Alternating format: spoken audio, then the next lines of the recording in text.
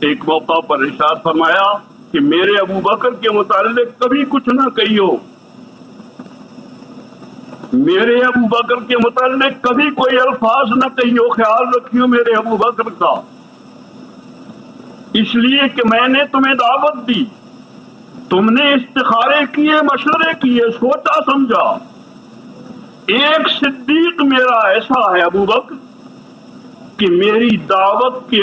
الفاظ کا آخری حرف ختم ہوا اور ان کی شہادت کا پہلا حرف شروع ہوا ہے، درمیان میں فصل نہیں ہے۔ میری دعوت کا آخری حرف ختم ہوا، درمیان میں وقفہ نہیں ہے کہ کچھ سوچا ہو کہ قبول کرنا ہے یا نہیں، زندگی بدلنی ہے،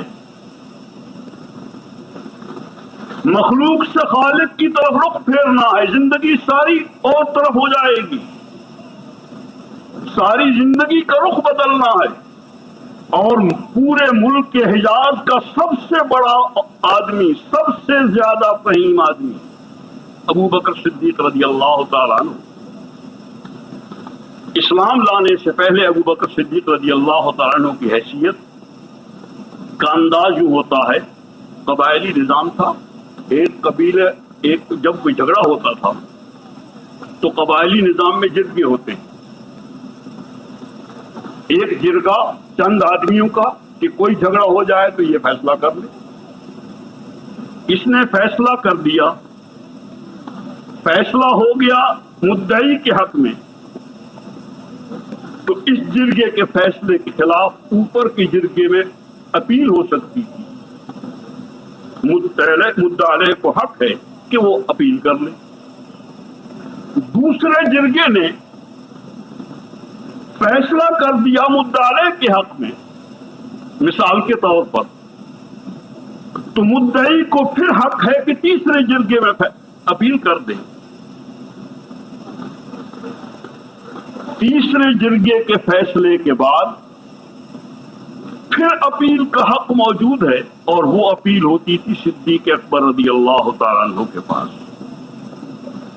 حضرت صدیق اکبر رضی اللہ تعالیٰ عنہ جب کسی کے حق میں فیصلہ، چاہے مدعی کے حق میں چاہے مدعا کے حق میں، لیکن ابو بکر صدیق رضی اللہ تعالیٰ عنہ کا جب فیصلہ ہو جاتا تھا تو وہ سپریم کورٹ کے چیف جسٹس کا فیصلہ ہے، اس کی اپیل آگے کہیں نہیں ہو سکتی۔ یہ شخصیت ہے صدیق اکبر رضی اللہ تعالیٰ عنہ کی، اس قسم کے لوگوں میں سے ہیں جو بہت بلند فہم رکھتے ہیں، سوچنے سمجھنے کی آخری درجے کی انسانی صلاحیتیں رکھتے ہیں، لیکن ایک منٹ کے لیے بھی نہیں سوچا ہے۔ سید الکونین صلی اللہ علیہ وسلم کی دعوت کے بعد فرماتے ہیں کہ میرا آخری حرف ختم ہوا اور ابو بکر کا پہلا حرف اشہد ان لا الہ الا اللہ واشہد ان محمدا عبدہ ورسولہ، دعوت قبول کر لی۔ اس دعوت کے قبول کرنے کے بعد پہلا امتی صدیق اکبر، جیسے حضور کا پہلا عمل دعوت ہے، ایسے صدیق اکبر رضی اللہ تعالیٰ عنہ کا پہلا عمل بھی دعوت۔ صبح کو دعوت قبول کی، اسلام لائے، اور سارا دن پھرے، اس کے پاس جاؤ، اس کے پاس جاؤ، چار بیٹھے ہیں ان کے پاس جاؤ، دکانداروں کے پاس جاؤ، تاجروں کے پاس جاؤ، مالداروں کے پاس جاؤ، جو ملا، جو جہاں ملا، دکان پر ملا، گھر میں ملا، چوراہے پر ملا، گلی میں ملا، سارا دن جو حضور نے دعوت دی تھی وہی دعوت کا عمل صدیق اکبر رضی اللہ تعالیٰ عنہ نے شروع کیا۔ اور شام کو جب تشریف لائے ہیں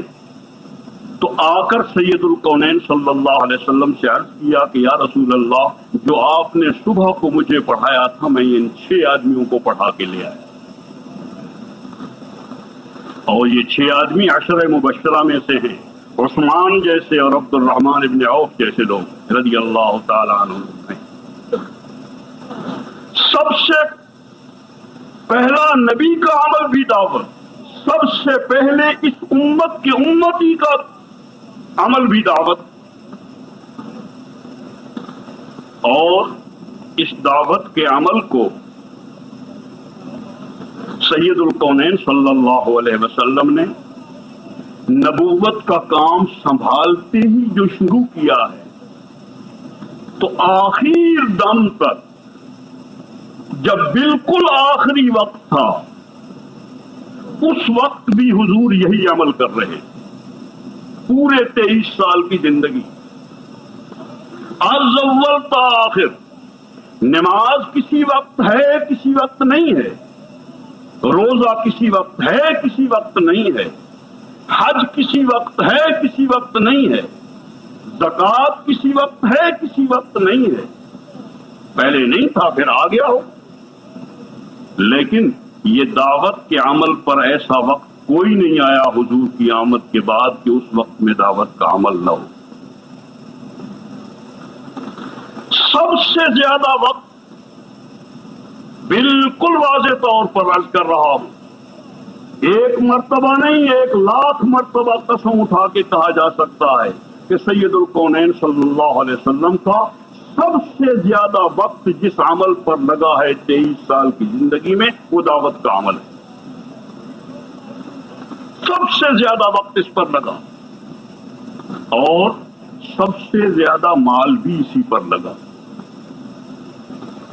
سب سے زیادہ مال بھی دعوت پر لگا. صدیق اکبر رضی اللہ تعالیٰ عنہ کا گھر زکوٰۃ سے خالی نہیں ہوا ہے. زکوٰۃ سے گھر تھوڑی خالی ہوتے ہیں, وہ تو 2.5% ہے کل. خدیجہ الکبریٰ رضی اللہ تعالیٰ عنہ حضور صلی اللہ علیہ وسلم کی اہلیہ محترمہ ہماری اماں جان, یہ ملک کے حجاز کی سب سے زیادہ مالدار عورت. ملک کے حجاز میں ان سے بڑی مالدار عورت نہیں تھی. یہ حضور کے گھر آئیں, سارا مال حضور کے گھر میں آیا. سید الکونین صلی اللہ علیہ وسلم نے اس مال کو اللہ کے دین کی دعوت کے عمل پر خرچ کرنا شروع کیا ہے, اور اس مال کو اس طرح سے خرچ کیا ہے کہ خدیجہ الکبریٰ رضی اللہ تعالیٰ عنہ کا سارا خزانہ مکے کی زندگی میں اس طرح ختم ہوا کہ جب حضور صلی اللہ علیہ وسلم طائف تشریف لے گئے ہیں تو ثابت ہے صحیح روایات سے کہ حضور صلی اللہ علیہ وسلم پیدل گئے ہیں. اپنی سواری خریدنا تو کیا, کرائے کی سواری کے بھی پیسے پاس موجود نہیں. ایک